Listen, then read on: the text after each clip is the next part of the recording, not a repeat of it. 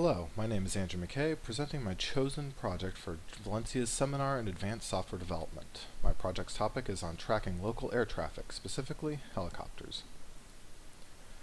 The goal of this project is to collect aircraft information and position data as it's being transmitted over radio. Using this data, I want to be able to provide statistics about the air traffic in the Williamsburg area of Orlando. Specifically, since I hear a lot of helicopters in the area, I want to plot out typical routes used by these helicopters and how they compare to the other types of air traffic. For developing this project, I planned out 4 stages. First, I looked into the hardware I would need to acquire and set up.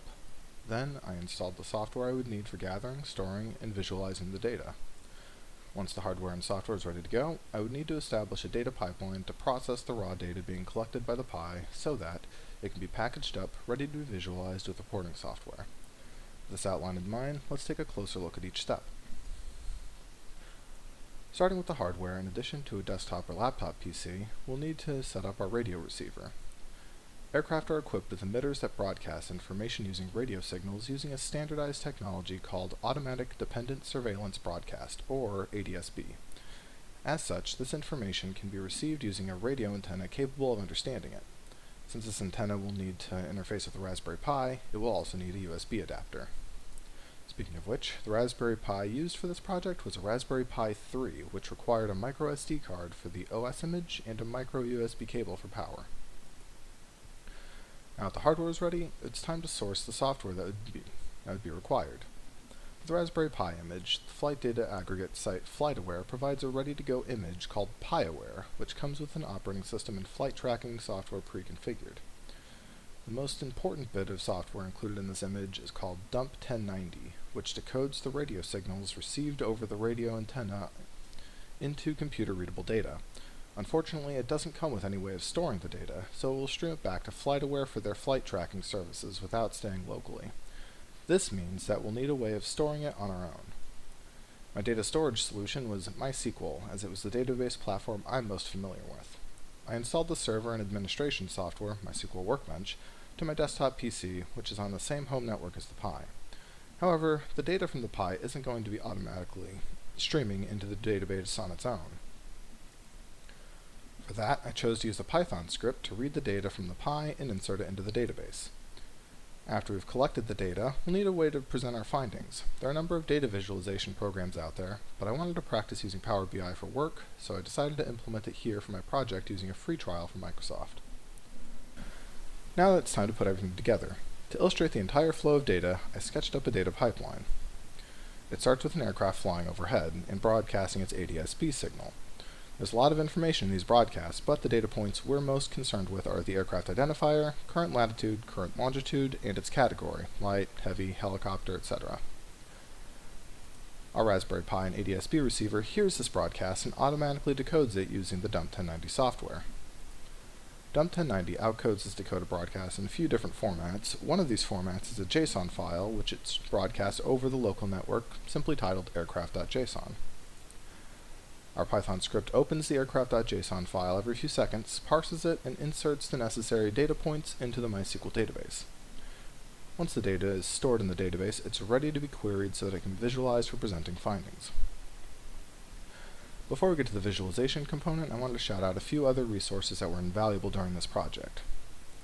First is the FAA's freely available aircraft registration data. This data is packaged as a CSV file on the FAA's website and provides information on what entities own each plane registered to fly in the United States. This helped to associate plane aircraft ident numbers to company names to show who exactly was flying the helicopters being tracked. Next, the aircraft.json file is easy for Python to parse, but the data points are still confusing if you don't understand how to read them yourself. For that, I spent a lot of time going over 1090's documentation on GitHub. But even with that documentation, there are a lot of terms that don't make sense if you don't know the ins and outs of plane tracking. For that, I turned to the website ADSB Exchange, which provides a wealth of flight tracking information such as what each aircraft category code means. Now that our data has been collected through the pipeline, we can start visualizing it in Power BI. Here's an example showing the total aircraft positions reported by their category. This shows the majority of air traffic in the area is large aircraft, which, according to ADSB Exchange's list of categories, would include most major airline passenger planes. Large aircraft account for about 55% of the traffic picked up by my Raspberry Pi, which, given how relatively close I am to Orlando International Airport, makes sense to me. The next category below that is the light category at 17%, which are typically small 1 to 4 seat private planes that are used in flight training or recreational flying. Following that are the small aircraft at 12%, which are smaller passenger planes that are commonly associated with private jets or smaller regional airlines that commonly fly in and out of Orlando Executive Airport. Next is the category I'm most interested in for this project, rotorcraft or helicopters, which accounts for about 9.6% of the total air traffic recorded. Below that are a few others, such as the high vortex large and high and heavy categories, accounting for a combined 5% of air traffic. These are larger passenger or cargo planes, the high vortex referring to dangerous wake of turbulent air they create behind them, which can interfere with smaller aircraft. Back to the helicopters, though. My favorite report I was able to create through Power BI was this heat map, which shows the top 10 companies by total positions recorded, operating helicopters in the area. The most popular flight route, by far, ran north-south along I-4 and International Drive, spanning from SeaWorld to Universal Studios. A few tour flights also seem to have included the area where Universal's new theme park is being built in this route. There are also a fair amount of news helicopters that fly this route, presumably for traffic footage on I-4 and for overhead footage of the theme parks.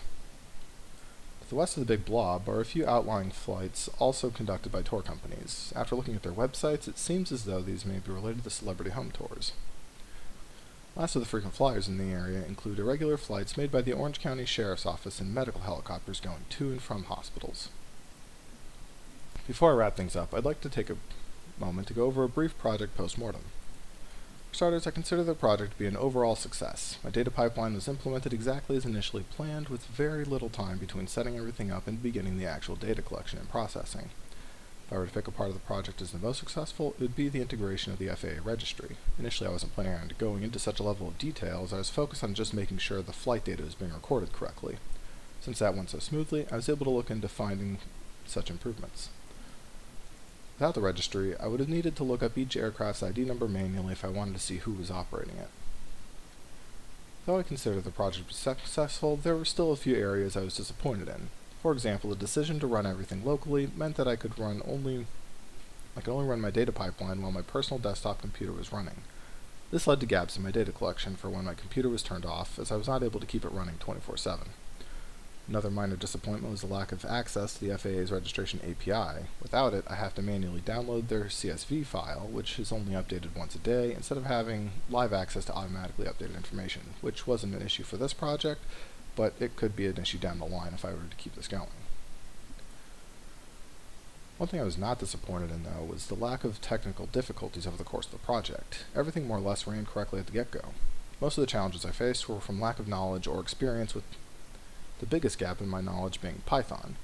Granted, if I really needed to use a different method of extracting the JSON data, I probably could have, but I still chose to learn Python because I thought it would be beneficial to know for the future, and because it honestly seemed like the best tool for the job. Another knowledge challenge was learning exactly what I was seeing in the decoded ADSB messages. Thankfully, there are quite a few communities dedicated to tracking flights, which helped to translate the raw data into useful information. Finally, if I were to do this project again, there are a few things I would do differently. The main one would be to not use my desktop as the database. I would either look into a cloud-based solution or possibly even setting up a second Pi, as the storage space was less of an issue than I originally thought. Also, I would look into weatherproofing the ADSB receiver and figure out how to attach it to my roof. Leaving the receiver indoors drastically reduces the effective range, and though that wasn't an issue for this project, I'd be curious to see just how far I could get it to receive. And that concludes my presentation. Once again, my name is Andrew McKay, and thank you very much for watching.